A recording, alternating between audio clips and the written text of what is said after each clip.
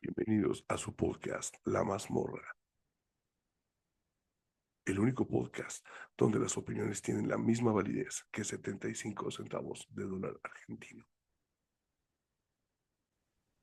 Hola, ¿qué tal? ¿Cómo están? Bienvenidos a un episodio más de La Mazmorra. Y el día de hoy vamos a tener un tema muy especial, como los que venimos manejando, acerca de el síndrome del impostor. Sí, esa vocecita que nos dice muchas veces que esto fue pura suerte, que no es nada que nos merezcamos y que además pues nos hace creer de repente que no es el momento ideal para hacer lo que queremos hacer. Bueno, a mí me pasó muchas veces, sobre todo cuando pides un trabajo, ya de cualquier cosa, o sea, ya no encuentras de lo tuyo y empiezas a buscar cualquier trabajo y sientes que no estás cualificado para el puesto y después de un par de semanas te das cuenta de que eres mejor de lo que pensabas para esto. Pasa mucho así, ¿no? Sí, claro. Además, yo creo que la parte laboral es muy latente, pero también cuando estamos estudiando o simplemente en nuestras casas, llegamos a sentir justamente que no somos tan buenos para algo o que simplemente pues fue casualidad, un cúmulo de mucha suerte que tuvimos para alcanzar alguno de nuestros logros. Pasa también mucho, justo como lo acabas de mencionar en la escuela, ¿no? Por ejemplo, en un examen, ¿no? Donde dices, va a estar muy difícil o incluso llegamos a decir, es que ese examen va a estar imposible.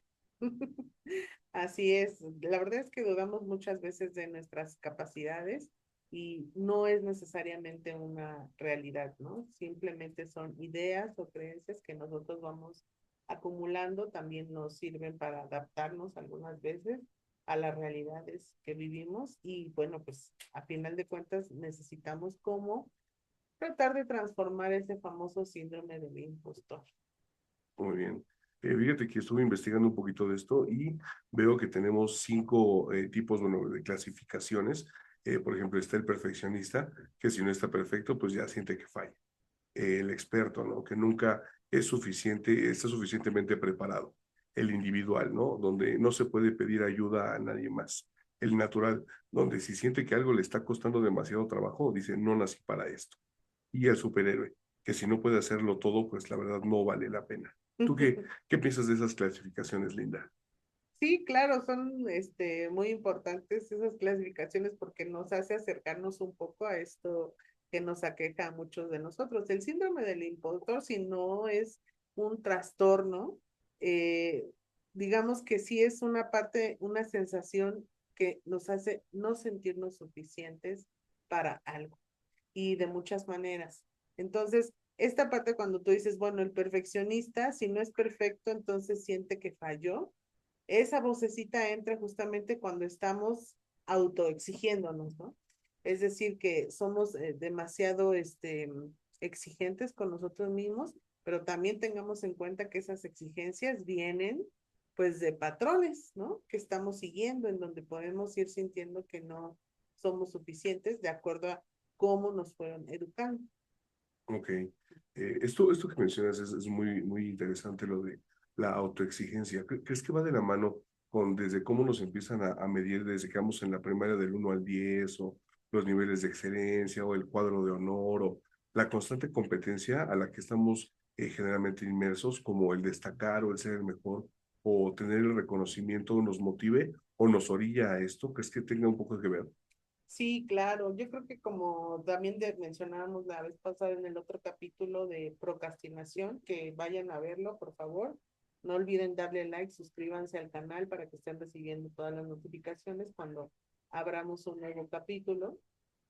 Hablábamos un poco como del sistema, ¿no? Y los parámetros que el sistema muchas veces exige de nosotros y que eso se transmite a través de las familias, o sea, hasta los núcleos más profundos de nuestra familia. Entonces, en este ejemplo que das de la escuela, pues es un sistema que nos orienta justamente a tratar de alcanzar el 10 que resulta esa perfección, pero es una perfección simbólica.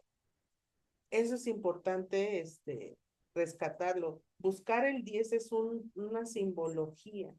el 10 o cuando tú sacas en una boleta 10, eso no representa o no significa realmente que tú seas una persona hiperinteligente, que seas una persona hiperdedicada. Puede decir que eres una persona disciplinada, que cumples con las tareas y cumples con las dinámicas que pide pues ese ejercicio, pero eso no significa que tú seas una persona altamente eficiente, por ejemplo, que es muy diferente. O no significa que seas una persona hipercreativa, ¿no? Eso tampoco lo representa. Entonces, esa manera en la que está pues fundamentado el sistema de educación, pues es solamente, es meramente simbólico. O sea, ese 10 es un símbolo, es algo, un significado para nosotros que no necesariamente está cercano a la verdad, ¿no? Muy bien. Bueno, antes de pasar con mi siguiente pregunta, ¿sabes que hay ciertas personas que han sido famosas donde también han sufrido de este síndrome del impostor? Una de ellas es Tom Hanks, de películas como Forrest Gump o Rescatando al Soldado Ryan, y también la cantante y reciente actriz de la película, última película del Guasón, Lady Gaga, ¿no? Entonces, Ujú. también hasta en ellos, ¿no? En esas personalidades que nosotros vemos muchísimo carácter, esa personalidad arrebatadora, etcétera, hasta ellos mismos pueden llegar a sentirse que no son lo suficientemente buenos como para a veces llenar esos papeles, ¿no? Así es.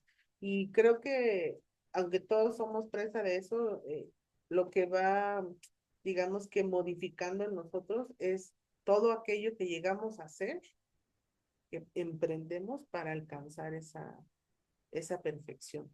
Y aún así, una vez que se realiza, muchos de ellos no sienten que hicieron un buen papel, no sienten que hicieron un excelente trabajo, no sienten lo que otros podemos apreciar y reconocer, aunque saben que está ahí, aunque están recibiendo los aplausos, aunque están meramente pues inmersos, ¿no? En ese reconocimiento tan fabuloso, no lo sienten así, ¿no? Y entonces eso les lleva a exigirse más, a darse, digamos que pues algunos hábitos que no necesariamente son pues sanos, ¿no? Saludables para llevar a cabo sus autoexigencias.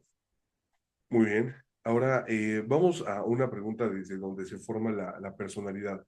¿Qué opinas de los padres que meten a los niños a competencias bajo el tú puedes, hijo, no sé, tal cosa y cuándo sí, cuándo no, cuándo es correcto? Danos un poquito más de tus opiniones. Expláyate un poquito aquí, Linda. Ujú. Cuéntanos.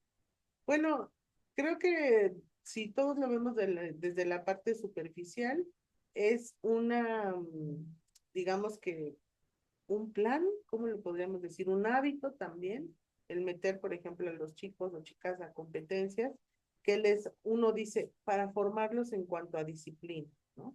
Porque como tú los metes a un régimen deportivo, ¿no? O artístico, pues se supone que estos niños o niñas pues van a aprender a disciplinarse, es decir, a seguir reglas, normas, adaptarse cuando las cosas no estén bien, a trabajar bajo presión, ¿no? A sentirse de alguna manera que manejan la presión de una competencia. Y sí, la verdad es que se pueden tener, vivir, experimentar esos aprendizajes, pero nada nos garantiza que va a permanecer.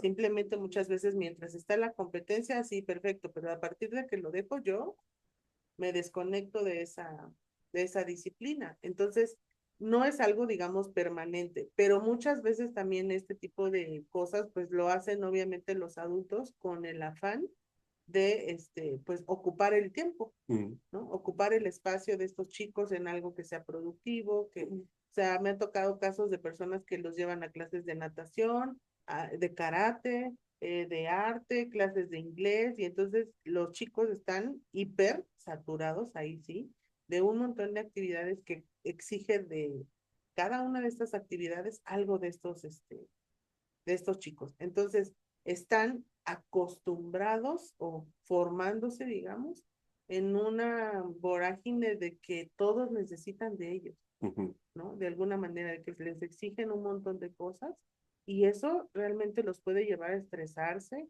a sentir ansiedad, ¿sí? ¿Por qué? Porque no es posible satisfacer a todos, ¿no? Ok. Y eso también nos hace muy vulnerables al momento de autoexigirnos, ¿no? creer que pues tenemos que responder a todos tal cual te viene cada necesidad, ¿no? Y eso es imposible, o sea, va de la mano con el superhéroe, ¿no? Exige destacar en todo y no siente que, y más bien siente o se siente como un fraude, ¿no? Después porque a lo mejor lo hizo mal, a lo mejor tomó algunos atajos para tratar de hacerlo y lograr ese 100. Entonces, va de la mano aún la sensación de que no está siendo suficiente. Y eso de no ser suficientes, o sea, ahora se ha mencionado mucho más porque se expresa así, pero va de la mano con esas exigencias. Cuando para nuestros padres no somos suficientes como personas, no, bueno, no como personas, sino no somos suficientes en cuanto a productividad. Ya saqué un 9, qué bueno, puedes obtener el 10. O sea, el padre o la madre no se encuentran satisfechos con ese 9, pero es de ellos, no es de nosotros. Volvemos al punto, eso no refleja tus capacidades ni tu inteligencia, ni mucho menos. Ajá. Entonces, aparentemente uno los está motivando con este tipo de actividades, de competencias, de todo este tipo de exigencias en cuestión académica. Sin embargo, el mensaje oculto que está debajo de tú puedes hacerlo, todo esto lo vas a lograr, todo eso es una sensación de no lo estás haciendo ahora, no es suficiente, ¿no? Ese es el mensaje oculto. Entonces, va mucho de la mano con ir resolviendo este tipo de circunstancias.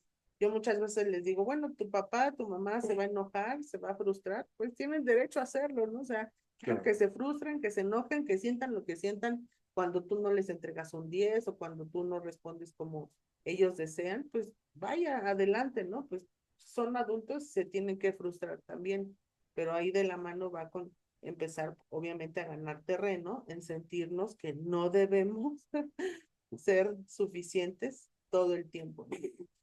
Una, me desvío tantito, ¿no? Pero siempre una parte importante en este camino de sentirnos suficientes, yo siempre abro dos dinámicas, una en donde lo acepto y otra en donde lo trabajo o lo mejoro. En la parte de trabajar o mejorar el no ser suficiente es el ir entendiendo este tipo de cosas. No necesito ser suficiente para todos, cuando me lo exigen y siempre soy suficiente, ¿no? Es decir, siempre soy una persona suficiente, completa, incluso cuando dejo de hacer cosas, cometo equivocaciones, entre comillas, yo soy suficiente todo el tiempo, ¿sí? Y la otra es que si no soy suficiente, también está bien. Claro. No tengo que ser suficiente todo el tiempo. ¿Por qué tendría que serlo? ¿No? No sí. Soy una máquina justamente perfecta que va a ser suficiente de todo. Entonces, también si no soy suficiente, está perfecto no ser suficiente. O sea, no lo tengo que ser. Por eso siempre digo dos caminos, uno en el que lo trabajo, lo reestructuro, y otro en donde acepto que no debo de ser suficiente, no lo soy, y eso no me desvaloriza, ni me demerita, ni menos. Muy bien, ok. Bueno, de la pregunta que partimos, yo me encontraría en un punto medio, sí, donde yo haría que pues pruebe, o sea, con el que te pregunté de los padres que meten a los niños en esto, que pruebe y lo que le guste, pues que lo haga hasta donde la pasión lo lleve y que su alma fluya, ¿no? Realizando esta actividad, ya sea patinar, pintar, correr, nadar, lo que sea, que lo llene, pues que lo haga, ¿no? Ahora, cuéntanos también ustedes en los comentarios cómo han sentido el síndrome del impostor ustedes, en qué momento de su vida, cómo les ha jugado, si a favor, en contra. Yo tengo una súper buena de donde estaba a punto de pedir un trabajo y mi esposa rompió un espejo y yo soy muy supersticioso. Entonces le dije, no puede ser, o sea, un día antes de que voy a pedir trabajo, y aparte era el espejo más grande de la casa, ¿no? En fin, al final sí, logré el trabajo, quedé bastante bien y de hecho en eso sigo trabajando actualmente. Entonces también ustedes cuéntenos, quisiéramos saber cómo ha sido esto del síndrome del impostor en sus vidas, cómo lo han superado, si lo están sobrellevando y sobre todo si tienen algún tema en mente que podamos abordar aquí en su podcast, La Mazmorra, también podríamos tomarlo. Sí, claro. Yo creo que a mí, por ejemplo, también me ha tocado. No sé si es esta parte como de del impostor y todo, pero me ha tocado a veces igual en la profesión encontrarme con situaciones en donde me comparo, porque esa es una de las cosas que el síndrome del impostor altera, ¿no? Este, no, la comparación, el miedo al fracaso, etcétera, ¿no? Entonces, en esta parte también me he encontrado pues la competencia, digamos, otros profesionales que están haciendo cosas diferentes a mí, que suenan muy interesantes, que incluso dan un montón de información y todo, entonces sí me llego a sentir de repente como un fraude, ¿no? O sea, llego a decir, híjole, yo esto no sé, ¿no? No lo aplico, no sé, cosas así que sí me hacen dudar un poco, ¿no? De si estoy en el camino correcto. Y después, ya afortunadamente, ¿no? Llega la luz y ya Sí. puedo recapitular, ¿no? Y decir, bueno, no, es que yo trabajo algo distinto, yo lo trabajo de esta manera, y entonces también es igual de valiosa e incluso más importante, ¿no? Que ello. Entonces, bueno, pues también esa parte me ayuda bastante. Bueno, ¿con qué te gustaría cerrar, concluir este tema, Linda? Bueno, me gustaría compartir algunas estrategias para ir revirtiendo, ¿no? Este síndrome del impostor. Obviamente, pues, si nosotros vamos a un proceso psicoterapéutico, pues vamos a tener profundidad en nuestro propio caso. Pero bueno, algunas recomendaciones generales es, bueno, identificar primero que nada esa vocecita, ¿no? Esa vocecita que me dice que no estoy siendo suficiente, que no lo puedo hacer si no me cuesta trabajo, o no lo puedo reconocer incluso como propio, si no me cuesta trabajo. Identificar esa vocecita para poder observarla que está apareciendo y hacerlo consciente y entonces sí poderlo atender de alguna manera con otra frase que reestructure, por ejemplo, bueno, realmente sí he estado haciendo tal cosa o realmente sí he estado cumpliendo estos objetivos, etcétera, ¿no? Para poderlo revertir, porque a veces pasa en automático desapercibido y no tenemos ese control. También, por ejemplo, otra parte es aceptar cumplidos. Muchas veces no aceptamos regalos, por ejemplo, no aceptamos un reconocimiento, nos cuesta trabajo aceptar un bono, nos cuesta trabajo aceptar una invitación, nos cuesta trabajo aceptar que alguien está validando nuestro trabajo y eso es necesario, digamos, muchas veces lo tenemos asociado con ego, ¿no? Con unas, como si eso nos convirtiera en malas personas, ¿no? Como si desearlo, a pesar de que lo estamos deseando con todas nuestras fuerzas, cuando ya lo tenemos sentimos culpa por eso, ¿no? Sentimos que Sí, no, porque no lo merezco, porque no trabajé suficiente, porque no me costó tanto trabajo, porque un montón de cosas que atraviesan nuestra mente en ese momento. Entonces, aprender a recibir lo que estamos obteniendo del exterior en ese sentido, en cuestión de reconocimiento, de regalos, todo eso está súper, súper padre que lo vayamos trabajando de poco a poco. Yo siempre digo poco a poquito y lo voy aceptando como parte de simplemente un resultado, una consecuencia natural de, pues, de mi esfuerzo, de mi trabajo, ¿no? sí. Y bueno, otra más sería, por ejemplo, recordar logros pasados, que es lo que yo les estaba diciendo hace un momento que aplico, Correcto. ¿no? Que aplico de repente es como, a ver, ¿cuándo ya he hecho esto? Muchas veces, de alguna manera, por ejemplo, en alguna ocasión, pues obviamente eso se ve mucho en la terapia, ¿no? Pero decía, no, es que no sé cómo afronté esto y estoy sintiendo esto. Entonces le digo, a ver, esto que estás sintiendo, ¿ya lo habías vivido antes? Y entonces la persona empieza a recordar, sí, lo viví antes en una pandemia o en un cambio de casa o en un, ¿y cómo le hiciste ahí? Ah, pues lo hice de esta manera, pero es que las circunstancias eran muy diferentes. Entiendo. ¿Cómo le hiciste? ¿Cómo resolviste? Y entonces la persona empieza a darse ideas, ¿no? Y le dije, ¿y cómo? Y estaba, algunas veces estaba peor aquella situación que esta y así, ¿no? Viceversa. Pero entonces la persona empieza a recordar cómo lo hizo, con qué herramientas contó en ese momento y cómo, pues, su estrategia, ¿no? Hasta cierto punto. Y eso les hace como retomar, bueno, ¿cómo lo puedes hacer ahora, ¿no? Metiendo esos ingredientes. ¿Cómo lo adaptarías, ¿Cómo no? lo adaptarías a la nueva situación? Claro. Entonces ya la persona agarra la onda y entonces lo pone en acción y confía más en sí mismo, ¿no? En ese sentido. Entonces, a veces, si no tenemos el acceso a esa terapia, pero podemos hacerlo por nosotros mismos, como, bueno, ¿cómo lo he hecho esto antes, no? Incluso hasta pensar, ¿cómo lo haría tal, no? ¿Cómo lo resolvería tal, no? Sí. Pero pues eso nos aleja un poquito de nuestra realidad, Mm, pero sí me permite al menos que la mente salga de ese cajón en donde está encerrada, ujú. diciendo que no puede, ¿Qué ¿no? haría MacGyver en este momento? Exactamente. Mm. Con un clip, una cajita No, de no, cigarros, tienes qué mucha sé razón, yo. porque hay unas pulseras, no sé si has visto, que traen de WWJD o algo así, que es What will Jesus do? O sea, ¿qué haría Jesús? ¿No? Qué ¿Qué es bueno. lo que haría Jesús, no? Entonces, se lo Exacto. dan mucho a la gente que estuvo en doble A o algo así, o sea, que estuvo en tratamientos de violencia, etcétera. Sí. Dice, o sea, relájate y piensa, ¿qué es lo que haría Jesús, no? Ujú. Entonces, está muy bien, está muy interesante lo que nos dices. Yo, la verdad, nada más, ya para cierre, no sé si quieres compartirnos tus redes sociales, dónde te encontramos, cada cuándo vamos a poder disfrutar de nuestras maravillosas voces con el podcast de La Mazmorra. Cuéntanos un poco, Linda. Nuestras voces, tenemos nuestras voces. Sí. Bueno, pues suscríbanse a este canal. Yo estoy como Psic Linda Lora o Terapia Diaria, también lo pueden encontrar.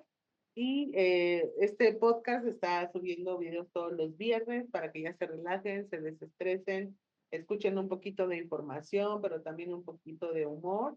Así que bueno, pues participen, coméntenos también qué otros temas les interesaría que platicásemos, sacáramos aquí el chismurrín, le digo yo. Y no se olviden, pues, suscribirse, compartir este video y bueno, pues, obviamente comentar, ¿no? ¿Ok? Y por último, pues yo me despido nada más con esta canción que es de Gustavo Cordera, que se llama Soy mi soberano. Y dice, soy mi propia religión, soy mi soberano, yo me enseño. Pretendo ser real y todavía soy un sueño.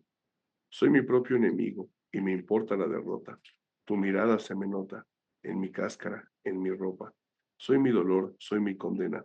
Soy el veneno en mis venas. También soy mi remedio. Soy mi cura. Mi enfermedad es mi cordura. No pienses que soy humilde, es solo que me subestimo. Y aunque me parezco a todos, soy como nadie. Soy diferente. Soy mi maestro. Soy mi referente. Soy la fuerza del vapor, la mezcla perfecta de agua y fuego. Soy la semilla del sol, soy un enviado del cielo, soy una luz intermitente, y ahí en la podredumbre del abono está la fuerza de la flor. Ahí cambias la suerte por el impulso de crear. Ahí donde reconocernos es suficiente, es donde empezamos a cambiar. Saludos y hasta la próxima.